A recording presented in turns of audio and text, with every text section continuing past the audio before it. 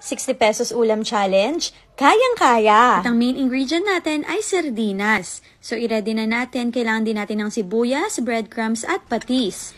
Ilalagay ko itong mga laman ng sardinas sa may sibuyas. Paghahaluin lang natin. Tapos, dinurog ko na itong laman ng sardinas kasama ang sibuyas at nilagay ko na ang patis. Hinalo ko na din itong breadcrumbs para dumami din yung gagawin natin. Pero nagtira ko para pang coating later. Kapag na-mix ng mabuti, kumuha tayo ng isang kutsara at gamitin natin ang ating mga kamay para gumawa ng bilog. Pagkabilog, kumuha na din ako ng itlog. Tapos dito ko na din siya kinote kasi ilalagay natin siya after dito sa breadcrumbs para maging mas malutong yung ating balls. Nagpakulo na ako ng mantika at pinrito ang ating mga sardines balls. Medium heat lang para hindi masyadong masunog. Tapos ikot-ikutin nyo din para ma-make sure na pantay yung luto.